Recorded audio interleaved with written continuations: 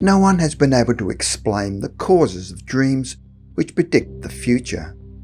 Many have been recorded in history, and sometimes history has changed because of the dreamer's eerie ability. Archduke Francis Ferdinand. The assassination of the Archduke of Austro-Hungary triggered a sequence of events which saw the First World War and its aftermath of the Second World War, causing the collapse of empires and costing millions of lives. To this day, paranormal historians ponder the mystery of a prophetic dream experienced by the Archduke's former tutor, Bishop Dr. Joseph Lanier. On June 28, 1914, at 3:30 in the morning, Lanier awoke in a panic following a dreadful dream. He had dreamt of receiving a black-framed letter with the Archduke's seal and containing a postcard which showed the Archduke and his wife being driven in a car down an avenue lined with crowds of people. Two young men leapt forward, targeting the imperial couple.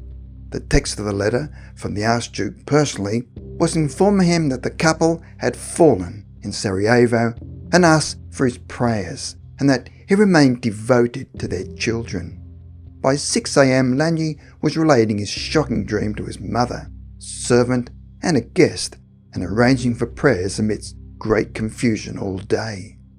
At 3:30 in the afternoon, a telegram arrived, which confirmed his fear that the dream had in fact been an accurate premonition. The Archduke and Duchess had both perished in a very similar situation to the one produced in his dream. J.W. Dunn. British aviator, aeronautical engineer and philosopher J.W. Dunn claimed to have experienced many precognitive dreams, some appearing to foretell major disasters. While stationed with the army in South Africa during the Boer War, he dreamed of an erupting volcano and awoke still pleading with French officials to rescue 4,000 casualties from an island.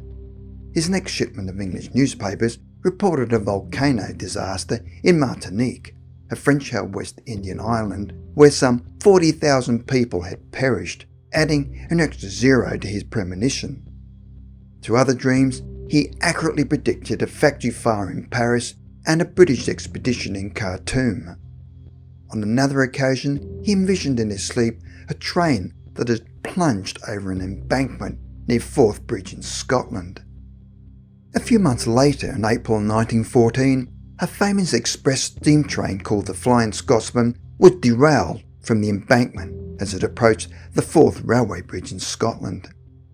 Dunn was one of the first to question the space-time continuum, theorising that the dreaming mind is not fixed wholly on the present moment, as it is during wakefulness, but is able to perceive events in its past and future with equal ease. He speculated that the universe contains parallel bands of events within a different dimension of causality, and that the dreamer is able to access the various planes of reality before events manifest in the everyday world.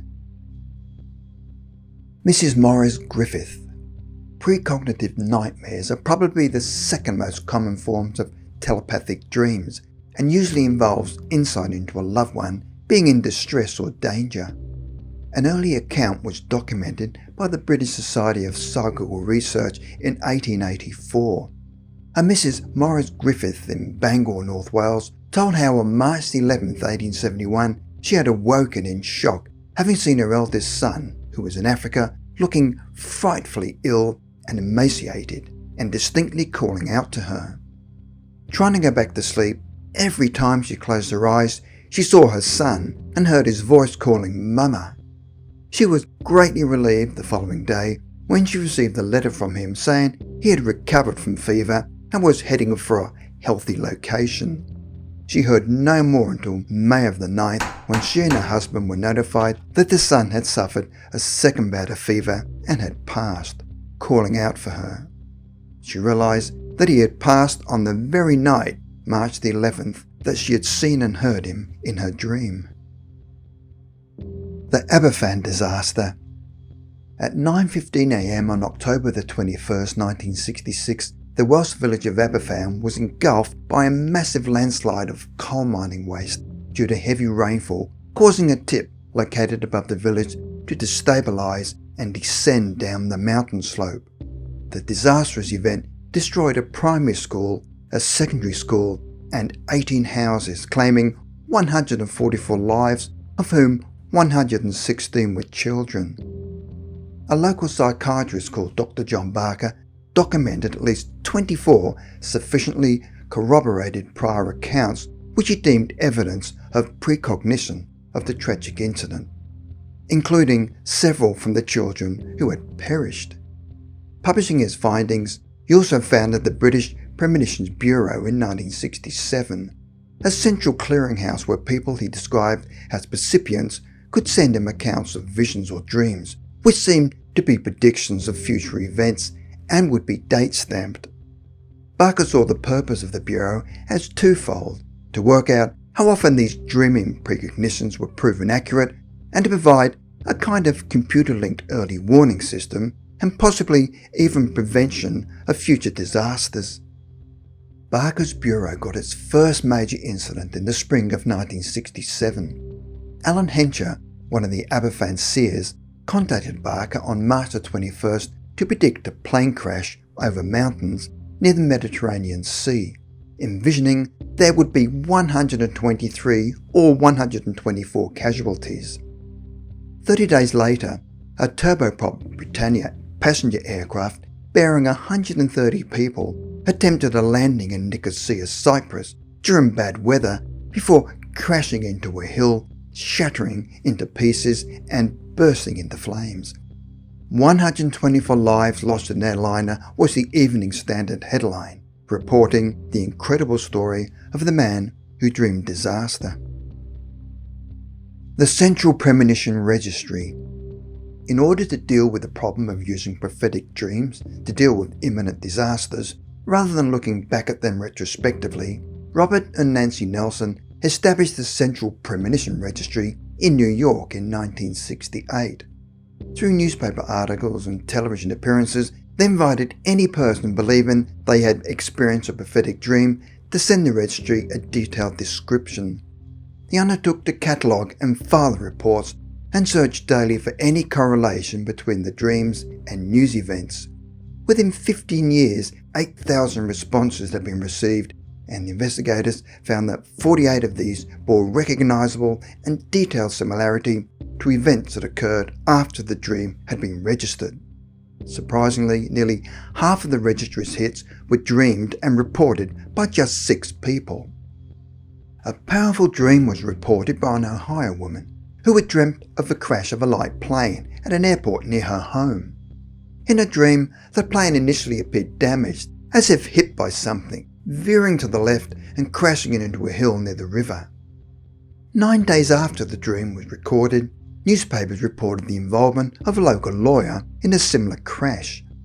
A bent propeller caused the plane to dip to the left, crashing into a flood wall. The dreamer had envisioned 3 men crawling along the ground, and indeed, 3 of the 4 plane occupants had survived. The Nelsons found that the prophetic dreams are characterised by an almost oppressive intensity, and are likely to recur night after night. Despite their emotional impact and vivid colouring, the dreamer usually feels like an observer rather than a participant in the dream.